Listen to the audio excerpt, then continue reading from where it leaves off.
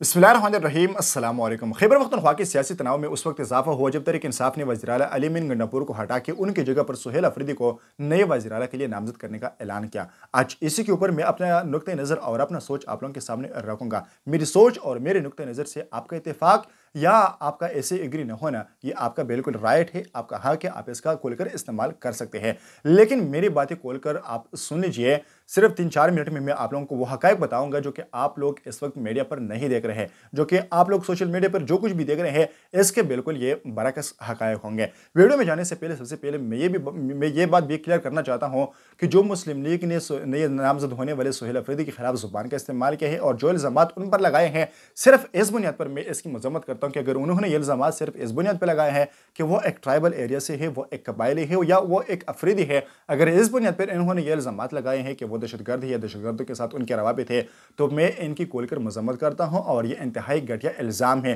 क्योंकि ये लोग पहले से ही हमारे इलाके वाले जितने भी लोग हैं या जितने भी कबायले हैं इनको सिरे से पाकिस्तानी तस्लीम ही नहीं कर रहे हैं। इनका ये सोच और ये नजरिया इस बुनियाद पर ठीक हो सकता था कि अगर ये कहते कि तहरीक इंसाफ वाले जितनी भी है, ख्वाह वो अली अमीन गंडापुर हो, ख्वाह वो मुराद सईद हो, ख्वाह इमरान खान हो, असद कैसर हो, सुहेल अफरीदी हो, मीना खान वगैरह कोई भी हो,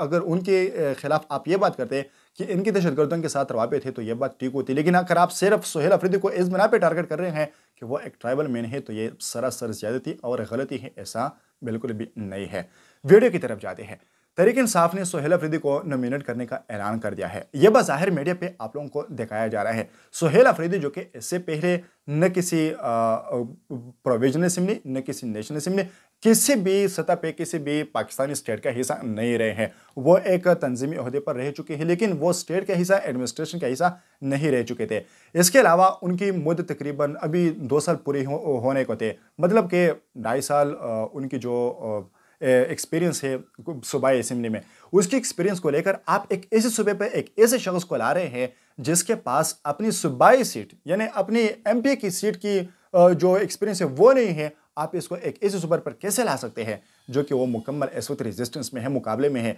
वज़ीर-ए-आला पुलिस की बात नहीं माना, पुलिस वज़ीर-ए-आला की बात नहीं मान रहा, वफाक सूबे के साथ झगड़े में है, वज़ीर-ए-आला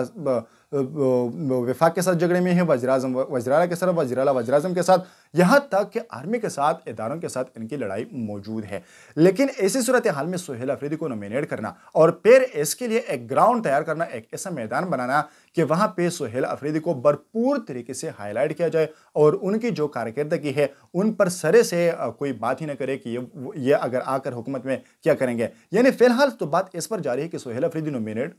मुंतखब भी होगा या नहीं होगा। तहरीक इंसाफ वाले इस वक्त तहरीक इंसाफ को भरपूर तरीके से पूरे जितने भी अदारे हैं वो इस वक्त इनको सियासी शहीद बनाने की कोशिश कर रहे हैं। जिस तरह से उन्होंने 2023 में उन्होंने जब इमरान खान की हुकूमत के खिलाफ पीपल्स पार्टी ने अदम एतमाद ली और फिर तमाम पार्टियों को इस बात पर एग्री किया और वहाँ पे जिस तरह से इदारों ने तहरीक इंसाफ को सियासी शहीद बना दिया, कुछ ऐसी सूरत हाल आज खैबर पख्तूनख्वा में भी है। क्योंकि आज 13-14 साल खैबर पख्तूनख्वा पर तहरीक इंसाफ के पूरे और है। कोई गवर्नेंस का नहीं पूछ रहा, कोई तरक्याती कामों का नहीं पूछ रहा, कोई किसी का नहीं पूछ रहा। अगर बात की जा रही है तहरीक इंसाफ के साथ ज्यादती हो रही है, यह बात सोशल मीडिया पर हो रही है कि तहरीक इंसाफ के साथ ज्यादती हो रही है, उनका वज़ीर-ए-आला हक है कि वो खैबर पख्तूनख्वा पर वो हुकूमत करे और ये हुकूमत उन्हीं का हक है। क्या अगर इतनी सख्तियों के बावजूद, अगर इतनी मुश्किलात और नाकामियों के बावजूद भी अवाम ये मुतालबा कर रहे हैं कि ये तहरीक इंसाफ का हक है और ये इमरान खान का हक है और ये वज़ीर-ए-आला तहरीक इंसाफ का होना चाहिए, बावजूद इसके कि तहरीक इंसाफ के अपने ही लोग उठे और अपनी हुकूमत के खिलाफ आवाज़ बुलंद करे कि नहीं नहीं ना,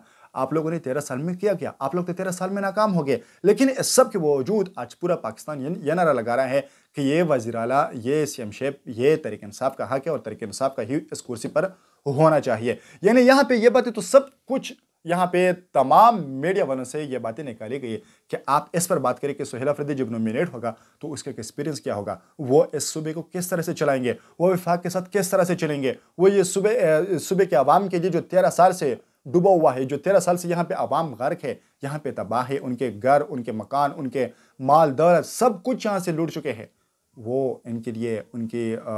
सहूलत के लिए क्या काम सर अंजाम दे सकते हैं। इस वक्त ये बात तो हो ही नहीं रहा मीडिया पर सिर्फ यही बात है कि तहरीक इंसाफ को सियासी शहीद बनाने की कोशिश की जा रही है और वज़ीर-ए-आला सुहेल अफरीदी को एक भरपूर तरीके से हाईलाइट करके उनकी कारकर्दगी पर पर्दा डालने की कोशिश की जा रही है। और दूसरी बात यह है कि जो गंडापुर साहब ने तकरीबन 2 साल तक हुकूमत की, इस हुकूमत का कोई ये नहीं पूछे कि तहरीक इंसाफ ने इस पिछले 2 सालों में आखिर क्या किया, अवाम के लिए क्या किया, या तहरीक इंसाफ के लिए क्या किया, या अपने वर्कर्स के लिए क्या किया, या यहाँ पे जो डूबे हुए, जो मुश्किलात में डूबे हुए अवाम है, जो मुश्किलात के दलदल में फंसे हुए हैं, इसके लिए उन्होंने क्या किया। ये टॉपिक्स तो सरासर मीडिया से चला ही गया है। टॉपिक ये चल रहा है कि सुहेल अफरीदी नॉमिनेट भी होगा या नहीं होगा, अपोजिशन अपना जोर इस्तेमाल करे या नहीं करेगी। ये हर किसी का हक है, हर किसी का राइट है कि वो अपना हक इस्तेमाल करे इक़्तिदार के लिए, वो किसी भी तरीके से हो। इन्होंने जितने भी रास्ते इस्तेमाल किए हैं वो सारे के सारे गैर कानूनी थे। लेकिन अगर आज अपोजिशन कर रही है और आप उसके लिए ये कर रहे हैं कि यह गलत है, ये बिल्कुल भी गलत नहीं है। लेकिन सिर्फ वजह यह है कि यहाँ पे सब कुछ तहरीक इंसाफ के लिए किया जा रहा है, ताकि एक बार फिर उनकी जो 13 साल नाकामी है वो एक बार फिर इसी में चला जाए कि तहरीक इंसाफ का हक मारा गया और इन्होंने हॉर्स ट्रेडिंग की फ्लडिंग रख किया और इदारों ने इस पर इस्तेमाल किया, जिस तरह से SPI ने भी इसका नाम इस्तेमाल किया कि नहीं ना, हमें एक ऐसी हुकूमत मंजूर नहीं है जो कि ऑपरेशन की मुखालिफत करो। तो ये तमाम के तमाम हरबे जो है ये तहरीक इंसाफ को दोबारा जिंदा करने के लिए किए जा रहे हैं। इस पर आप सोच लीजिए, आने वाला वक्त इंशाल्लाह मेरा ये तजिया सही या गलत ज़रूर साबित करेगा। शुक्रिया।